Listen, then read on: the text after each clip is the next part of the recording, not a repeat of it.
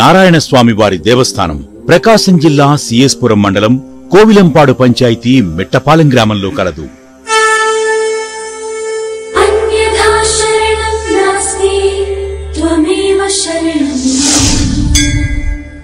ఇది ఆలయం మాత్రమే కాదు, ఆసుపత్రి కూడా అని అంటారు.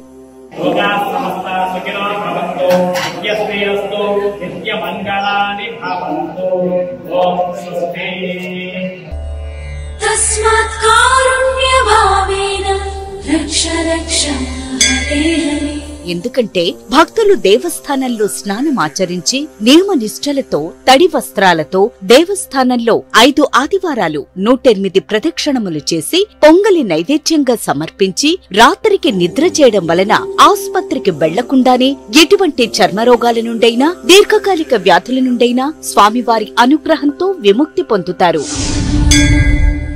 ప్రత్యేకంగా శ్రీ స్వామివారి విభూది, పురకాపు నీళ్లు, మంత్రించిన మిరియాలు, సాంబ్రాణి వినియోగించిన వారికి సమస్త చర్మరోగాల నుండి విముక్తి కలుగును. ఈ విభూది స్వామివారి అభిషేకం చేయగా వచ్చిన పులకాపు తీర్థం భక్తులకు ఉచితంగా వితరణ చేయటం జరుగుతున్నది.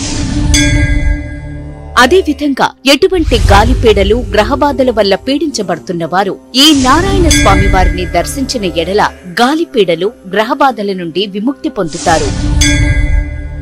అంతేకాదు, సంతానం లేని వారు ఇక్కడ దేవాలయం చుట్టూ ప్రదక్షిణ చేసి వరపడిన ఎడల వారికి సంతానం కలుగును అని ఇక్కడి భక్తుల ప్రగాఢ నమ్మకం.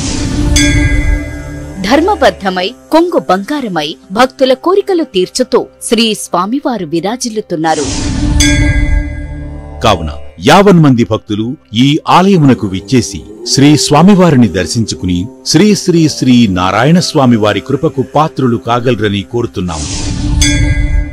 ఈ దేవస్థానం ఒంగోలు నుండి 130 కిలోమీటర్లు, నెల్లూరు నుండి 145 కిలోమీటర్లు, కనిగిరి నుండి 40 కిలోమీటర్లు, మాలకొండ నుండి 40 కిలోమీటర్లు, బద్వేలు నుండి 95 కిలోమీటర్లు, పోరుమావిళ్ల నుండి 60 కిలోమీటర్ల దూరంలో కలదు. ఇక్కడకు ఆర్టీసీ బస్సుల్లో, ప్రైవేటు వాహనాలలో చేరుకోవచ్చు. ఇట్లు ఆలయ కార్యనిర్వహణాధికారి మరియు వ్యవస్థాపక ధర్మకర్త శ్రీ శ్రీ శ్రీ నారాయణ స్వామి వారి దేవస్థానం, మిట్టపాలెం గ్రామం, కోవిలంపాడు పంచాయతీ, సిఎస్పురం మండలం, ప్రకాశం జిల్లా.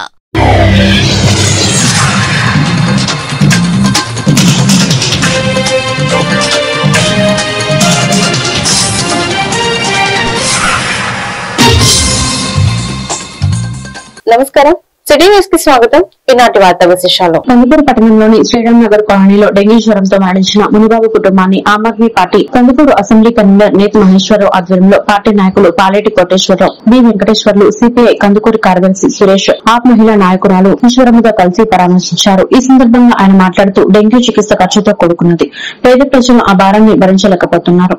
కందుకూరు 100 పడకల ప్రభుత్వ ఆసుపత్రిలో తగిన వైద్య సదుపాయాలు అందుబాటులో ఉన్నట్లయితే ఇలాంటి మరణాలు జరగవు. ప్రభుత్వంలో ప్రజా వైద్యంపై దృష్టి సారించాలి అన్నారు. నేతి మహేశ్వరరావు కుటుంబ సభ్యులను పరామర్శించి వారి విద్యా అవసరాలకు తాను ఒక చార్టెడ్ అకౌంటెంట్ గా వ్యక్తిగతంగా సహాయ సహకారాలు అందిస్తానని హామీ ఇచ్చారు.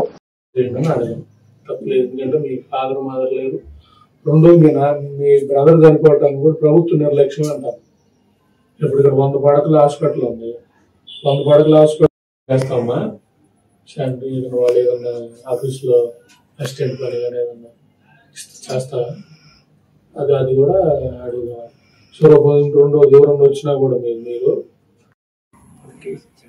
మీడియా మిత్రులకు నమస్కారం. ఈరోజు ఇక్కడ శ్రీరామ్ నగర్ లోని డెంగ్యూ వ్యాధితో పోరాడి చనిపోయిన సింహం అని వాళ్ళ ఇంట్లో ఉన్నాం.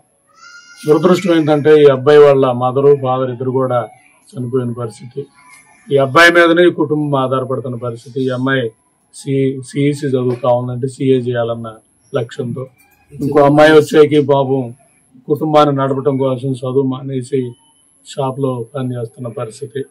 సో ఇది డెంగ్యూ తాలూకా ఇంపాక్ట్ అనేది ఇక్కడ చెప్పదలుచుకున్నాను. ఎందుకంటే డెంగ్యూ అనేది చాలా క్యూరబుల్ ఐటమే, అంటే డబ్బు ఉంటే. ఎందుకంటే ఆ ప్లేట్లెట్స్ కానీ, ఆ కేర్ కానీ అవన్నీ కూడా ప్రభుత్వ పరంగా ఇక్కడ కానీ చేసి ఉంటాయి. అంటే మన 100 పడకల హాస్పిటల్ అవన్నీ ఫెసిలిటీ కానీ ఉండుంటే ఈ రోజు ఈ కుటుంబం కోల్పోయే పరిస్థితి ఉండదు. కాబట్టి ఇది ప్రభుత్వాల వైఫల్యం అంటాను. ఎందుకంటే ప్రభుత్వం వైద్యాన్ని వదిలేసింది అన్నట్టు అనుకోవాలి. ఇక్కడ నేను రిక్వెస్ట్ చేస్తా ఉంది ప్రభుత్వాన్ని, ముఖ్యంగా ఇద్దరు ఆడబిడ్డలకి మీరు స్ట్రీమ్ రిలీఫ్ నుంచో లేదా స్పెషల్ ప్యాకేజ్ లాగా, ఎందుకంటే ప్రభుత్వ నిర్లక్ష్యం వల్ల ఒక కుటుంబం రోడ్డు మీద పడింది కాబట్టి అవేలో ఆదుకోవాలని కోరుకుంటున్నా. అలాగే ఇక్కడున్న ఎమ్మెల్యే ఇంటూరు నాగేశ్వరరావు గారికి కూడా నేను కోరేది, సీఎం రిలీఫ్ ఫండ్ లో మీరు బాగా అందరికి సాయం చేస్తున్నారని మీరు మీ జనరల్ గా టాక్ నడుస్తుంది పరిస్థితుల్లో. ఆ సీఎం రిలీఫ్ ఫండ్ వచ్చేకి అందరికి కూడా ఇవ్వండి, ఇక్కడ పార్టీలు చూడకుండా. మిమ్మల్ని ఎవరైనా సీఎం రిలీఫ్ ఫండ్ మిమ్మల్ని వచ్చి అడిగితే వాళ్ళందరికీ పెద్దమని చేసుకొని వెళ్ళండి. చంద్రబాబు నాయుడు గారు చెప్పింది కూడా అదే విధంగా కాబట్టి అవేలో వెళ్ళాలనేది నేను కోరుకుంటా ఉన్నా. వీటన్నిటికంటే ముఖ్యం ఇక్కడ మేము చెప్పదలుచుకుంటున్నది, 100 పడకల హాస్పిటల్ ఏదైతే ఉందో దాంట్లో ఇంకొక మరణం ఇట్లాంటివి జరగకూడదు. డెంగ్యూ కానీ ఏదైనా కానీ, ఇక్కడ డెంగ్యూ వచ్చిందంటే వీళ్ళు ఎవరు కూడా ప్రభుత్వ ఆసుపత్రిలో లేకపోతే ఫెసిలిటీ ప్రైవేట్కి వెళ్ళి చేయించే పరిస్థితి ఉండదు. దానివల్ల ఇలా డిలే అవుతుంది. ఎందుకంటే సండే రోజు ఇతనికి ఇబ్బంది అయితే బుధవారం రోజు హాస్పిటల్ కంటే ఆల్మోస్ట్ 4 రోజులు అంటే ఆర్థికంగా లేని పరిస్థితి వల్ల వెళ్ళడం, ఈ లోపల బాడీ అంతా కూడా డ్యామేజ్ అయ్యి అక్కడి నుంచి ఒంగోలు రిమ్స్కి వెళ్ళిన పరిస్థితి. అదే ఇక్కడ ఉండుంటే కాబట్టి డయాలసిస్ సెంటర్ ఎలాగో నడుస్తున్నట్టు ఇది కూడా నడపాలి. ఇది కూడా ప్రభుత్వం బాధ్యత తీసుకొని చేయాలనేది ఆమ్ ఆద్మీ పార్టీగా. ఎందుకంటే ఇప్పుడు కూడా ప్రభుత్వం చేతిలోనే వైద్యం ఉండాలి, ప్రభుత్వం దీనికి నిధులు పెట్టాలి, అప్పుడే పేదవాడు ఆ వైద్య భద్రతను వస్తుంది. కాబట్టి అవేలో ప్రభుత్వం ఆలోచించాలి, అలా వెళ్ళాలి. ఏళ్ళకి వచ్చాక నేను ముఖ్యంగా అమ్మాయి సిఈసి బ్యాక్గ్రౌండ్ కాబట్టి మేము ఒక చార్ట్ అకౌంటెంట్గా అవసరమైన సిఏ చదవడానికి అవసరమైన సపోర్ట్ అంతా కూడా మేము చేస్తాం. అవసరమైతే అమ్మాయికి డిగ్రీ అయిపోయిన తర్వాత మంచి ఉద్యోగం కూడా ఇప్పించడానికి పెద్దగా ఇబ్బంది ఏం కాదు. కాబట్టి ప్రస్తుతానికి నాగేశ్వరరావు గారు వైఎస్ఆర్ కాంగ్రెస్ పార్టీ అధినేత వైఎస్ జగన్మోహన్ రెడ్డి ఆదేశాల మేరకు ఎన్టీఆర్ జిల్లా నందిగామ పట్టణం కోర్టు రోడ్ లో వైఎస్ఆర్ కాంగ్రెస్ పార్టీ న్యాయవాదులు మెడికల్ కాలేజీల ప్రైవేటీకరణకు వ్యతిరేకంగా కోటి సంతకాల సేకరణ కార్యక్రమాన్ని నిర్వహించారు. మాజీ శాసనసభ్యులు నియోజకవర్గ ఇన్ఛార్జ్ డాక్టర్ మొండితోక జగన్మోహన్ రావు ముఖ్య అతిథిగా పాల్గొని వైఎస్ఆర్సీపీ లీగల్ సెల్ నాయకులతో కలిసి న్యాయవాదులతో సంతకాలు స్వీకరించారు.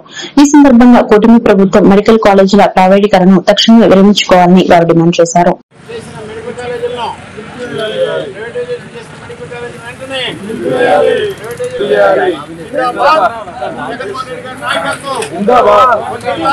జగన్మోహన్ రెడ్డి గారి నాయకత్వం, జగన్మోహన్ రెడ్డి గారి నాయకత్వం, జగన్మోహన్ రెడ్డి గారి నాయకత్వం, జగన్మోహన్ రెడ్డి గారి నాయకత్వం, జగన్మోహన్ రెడ్డి గారి నాయకత్వం.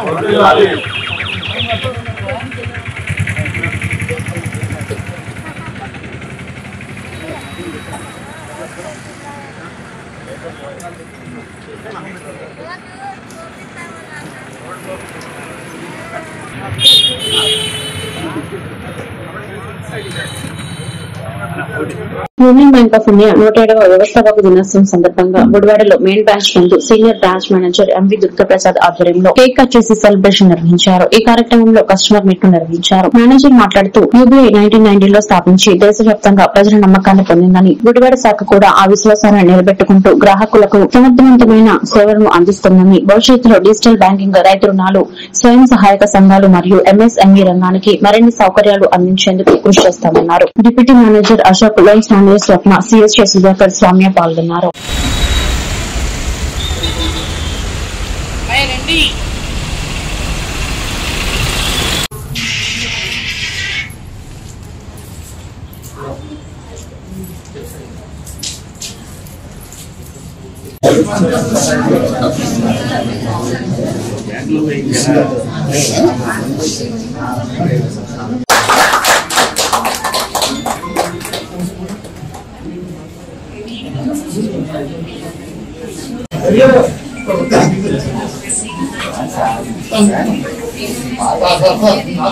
అందరికీ నమస్కారం అండి. ఈ రోజు యూనియన్ బ్యాంకు 107వ వ్యవస్థాపక దినోత్సవం సందర్భంగా మేము మా గుడివాడ బ్రాంచ్ లో సెలబ్రేషన్స్ జరుపుకున్నాం. ఈ సెలబ్రేషన్స్ కి మా యొక్క ఖాతాదారుని ఆహ్వానించి వారికి చిన్న సత్కారం అది చేసామండి. ఈ సందర్భంగా మేము తెలియజెప్పేది ఏంటంటే కస్టమర్లకి, మా యూనియన్ బ్యాంకు భారతదేశంలోనే 5వ అతిపెద్ద బ్యాంకుగా ఉంది. మేము అందించే సేవలు కస్టమర్లందరూ వినియోగించుకోవాలని చెప్పి కస్టమర్లకి విజ్ఞప్తి చేశాం. ప్రతి ఒక్క డిపాజిట్ల దగ్గర నుంచి loans, business loans, education loans, అలాగే ఇన్సూరెన్స్ స్కీమ్లు, health insurance, life insurance, asset insurance సేవలన్నీ బ్యాంకులు అందిస్తున్నాయి. ఈ విషయాన్ని కస్టమర్ల దృష్టిలో ఉంచుకొని మా సేవలను వినియోగించవలసిందిగా అభ్యర్థిస్తున్నాం. బ్యాంకు ఇవాళ ఇవాళ ప్రారంభోత్సవం అయింది అన్నంత ఆనందంగా ఉంది. ఇవాళ జరిగిన ఏర్పాట్లు చూస్తే చరిత్రలో నేను చాలా బ్యాంకులకు వెళ్ళాను, చాలా వ్యవహారాలు చేశాను, కానీ కస్టమర్లను పిలిచి వాళ్ళ సౌహృదయంతో సన్మానించినటువంటి వ్యక్తిగా మన వెంకట దుర్గాప్రసాద్ గారిని నేను హృదయపూర్వకంగా అభినందిస్తున్నాను. అలాగే ఒక బ్రాంచ్ మేనేజర్ తండ్రి లాంటి వాడైతే సిబ్బంది అంతా పిల్లలు లాంటి వారు. పిల్లలంతా కూడా క్రమశిక్షణతో ఉంటే ఆ ఇంటికి మంచి పేరు వస్తుంది. అలాగే ఈ బ్యాంకుకి 4 స్తంభాల్లాగా ఒక పక్కన లోన్ సెక్షన్ లోనేమో చాలా స్మార్ట్ గా పనిచేసే స్వప్న గారు, అలాగే అందరినీ కలుపుకుంటా ఉండేటువంటి మ్యాగ్నెట్ స్టార్ మన అశోక్ గారు, సౌమ్యంగా మాట్లాడే సౌమ్య గారు, అలాగే సైలెంట్ గా చాలా పని చేసుకుని తన పనులు చేసుకుని సాయంకాలానికి క్యాష్ క్లోజ్ చేసే సుధాకర్ గారు, ముందుండి దాసు గారు, వెనకాలండి మన స్వామి గారు, అందరూ ఎప్పుడు చూసినా కూడా ఆయన బ్యాంక్ ని తన ఇల్లులాగా ఒక నైట్ ఉన్న పగలున్న ఆయనే కనపడతారు. అలాగే గోల్డ్ లోన్ ఇచ్చే అప్రైజర్ రాంబాబు గారు కానీ వీళ్ళందరూ కూడా ఒక ఫ్యామిలీ మెంబర్స్ గానీ మేము ట్రీట్ చేస్తాం. ఎప్పుడు వచ్చినా మేము బ్యాంక్ గాని కాకుండా ఒక ఫ్యామిలీగా వచ్చినట్టు చూస్తాము. అది ఇదే విధంగా మన కో కస్టమర్స్ ని కూడా నేను కోరుకునేది ఏంటంటే ఇంకా బ్రాంచ్ ని మనం అభివృద్ధి చేస్తే వాళ్ళు ఇంకా మనకు సర్వీస్ ఇస్తారు. లోన్స్ కానివ్వండి, డ్వాక్రా లోన్స్ కానివ్వండి, గవర్నమెంట్ కి సెంట్రల్ గవర్నమెంట్ అయినా స్టేట్ గవర్నమెంట్ కి అయినా వారధి బ్యాంక్సే. మా ఎడ్యుకేషన్ ఫీల్డ్ తీసుకుంటే కనుక ఆనాటి అమ్మఒడి కానివ్వండి, ఈనాటి తల్లికి వందనం కానివ్వండి, ఎక్కడైనా సరే ఏ రోజు కూడా రేపు రండి అని పేరెంట్స్ ని ఎప్పుడు వెనక్కి తిప్పింది లేదు, మా నోటీస్ కి రాలేదు. అలాగే మమ్మల్ని కూడా వాళ్ళు చాలా ఇదిగా చేస్తున్నారు. నేను ఇంకా కూడా బ్యాంక్ ని బాగా వృద్ధిలోకి తీసుకురావాలనే ఉద్దేశంతో మేము అందరినీ కూడా విష్ చేస్తూ బ్లెస్సింగ్స్ కూడా మా మేనేజర్స్ మా స్టాఫ్ అందరికీ కూడా బ్లెస్ చేస్తూ ఇంకా కస్టమర్స్ కూడా ఇంకా కొత్త కస్టమర్స్ ని జాయిన్ చేయాలి, న్యూ అకౌంట్స్ పెట్టించుకోవాలి.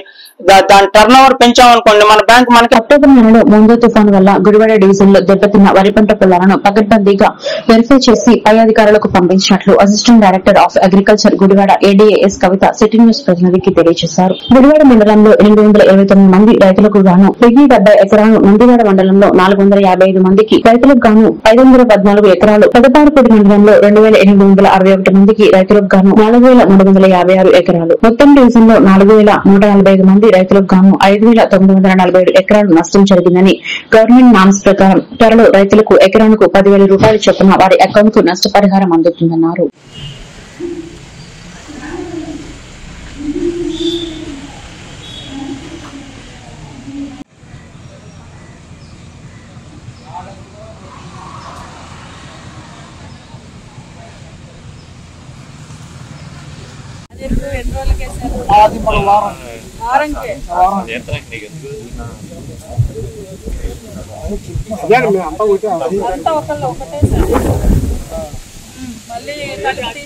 మళ్ళా కలిపి తీసిన తర్వాత రెండో పూట 315 కట్ట యూరియా కట్ట గులుగు ఈ గురులు వచ్చినాయి కదా.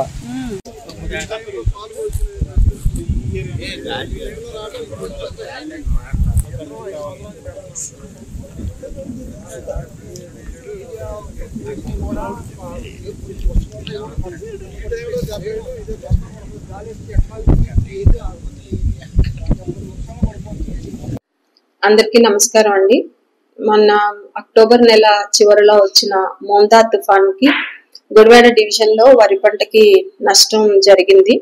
సో ఈ నష్టాన్ని ఎన్యూమరేట్ చేసి ఎంత నష్టపోయారు అనేది ఎన్యూమరేట్ చేసి ఇవ్వమన్నారు కాబట్టి ఎన్యూమరేషన్ కూడా ఆర్ఎస్కే పరిధిలో అంటే ఆ గ్రామ పరిధిలో ఎన్యూమరేషన్ చేయడం జరిగింది.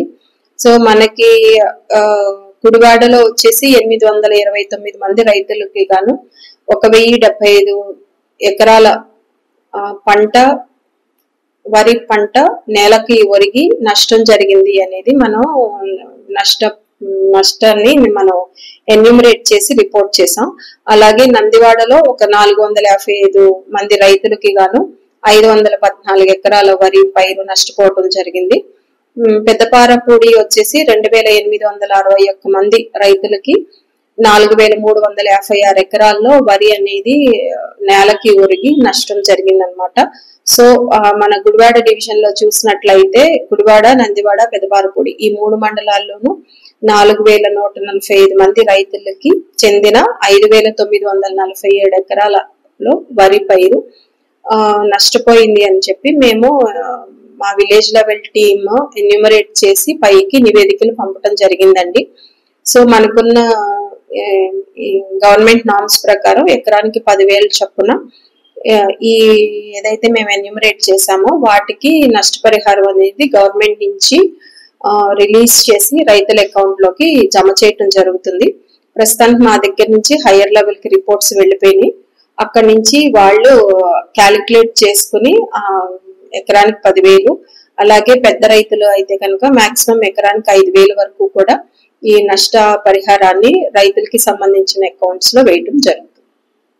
ఐసిడిఎస్ ప్రాజెక్టు డైరెక్టర్ ఎంఎన్ రాణి ఈ రోజు గుడివాడ వచ్చేశారు. ఈ సందర్భంగా ఆమె సిటీ ప్రతినిధితో మాట్లాడుతూ ఎల్కేజీ, యూకేజీ, నర్సరీ పిల్లల ఆలనా పాలన ఎంతమంది ఉన్నది, వారి బరువు, ఎత్తు, వారికి అందించే పౌష్టికాహారం విషయంలో అశ్రద్ధ వహించకుండా అన్ని చెక్ చేసుకుంటున్నామని, అంగన్వాడీ కార్యకర్తలు అందరూ కూడా సమయ పాలన, పిల్లల బాధ్యతలు సక్రమంగా నిర్వహిస్తున్నది లేనిది చెక్ చేసుకుంటున్నామని, అంతేకాకుండా ఎంపీపీ, జడ్పీ స్కూల్స్ కిలోమీటర్ దూరంలో ఉంటే అంగన్వాడీ స్కూల్స్ ని మిక్స్ చేసే అవకాశం ఉన్న స్కూల్స్ ని అధికారులు ఆదేశాల ప్రకారం పరిశీలిస్తున్నామని ప్రాజెక్ట్ డైరెక్టర్ తెలియజేశారు.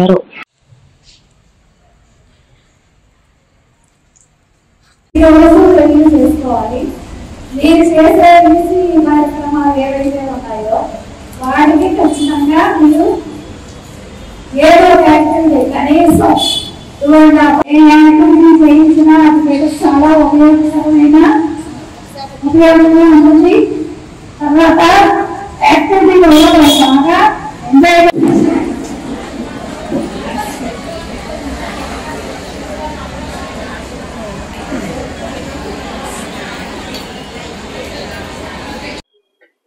నమస్తే అండి, నా పేరు ఎంఎన్ రాణి. నేను ప్రాజెక్ట్ డైరెక్టర్ కృష్ణా జిల్లా అండి. ఇప్పుడు గుడివాడ నేను ప్రాజెక్ట్ మీటింగ్ హాజరవడం జరిగిందండి. ఇక్కడ మన అంగన్వాడీ కార్యకర్తలకి మన జరుగుతున్న అంగన్వాడీ కార్యక్రమాలు సమీక్షించడానికి హాజరయ్యడం జరిగింది. ఇక్కడ అండర్వే అంటే మాల్ న్యూట్రిషన్ గురించి ముఖ్యంగా చెప్పడానికి నేనైతే రావడం జరిగింది. తర్వాత స్కూల్ మెర్జింగ్ ఎన్ని అవకాశం ఉన్నదో కూడా చెప్పడం. మన జిల్లా ఎక్కువగా ఈ ప్రాజెక్ట్ లో స్టంటింగ్ గురించి ఉన్నది. అంటే బరువు చూసేటప్పుడు సరి అయిన బరువు, ఎత్తు చూస్తే కరెక్ట్ గా అంగన్వాడీ కేంద్రంలో పిల్లలందరూ మనకి నిజంగా ఉన్నారా లేదా అనేది ఒక 10 సెంటర్లు అంటే ఒక 10% ద్వారా ఎంక్వైరీ చేయించి సరైన రిపోర్ట్ తీసుకోవడానికి నేనైతే చెప్పడం జరుగుతుందండి. కానీ మొత్తం ప్రాజెక్ట్ అంతా సరిగా బరువులు చూసి ఎత్తు కూడా చూసి పిల్లలకి గుర్తిస్తే వాళ్ళు మనం నిజంగా మాల్ న్యూట్రిషన్ ఉంటే వాళ్ళు సరైన జాగ్రత్తలు తీసుకోవడానికి అవకాశం ఉంటుంది. అంగన్వాడీ అంగన్వాడీ కార్యకర్తలందరికీ ఈ విషయం మీద హెచ్చరించడం అయితే జరుగుతుందండి. ఇప్పుడు కూడా కోలొకేటెడ్ అంటే ఏవైతే స్కూల్ దగ్గరలో ఉన్నాయో ఆ అంగన్వాడీ కేంద్రాలు మన స్కూల్ ఆవరణలో పెట్టడానికి ఇప్పుడు ప్రస్తుతానికి 54 ఉన్నాయి. 54 ఉన్నాయండి. మిగతా అంటే మొత్తం 174 వచ్చాయి, 176 వచ్చాయి. ఇందులో మిగతా కూడా ఎన్ని అవకాశం ఉన్నాయి. మన అంగన్వాడీ సెంటర్ దగ్గరలో 1 కిలోమీటర్ దూరం కానీ 500 మీటర్ల పక్కన ఉన్నా కూడా అంగన్వాడీ సెంటర్ షిఫ్ట్ చేయడానికి ఆ స్కూల్లో కూడా రూములు ఉండాలండి.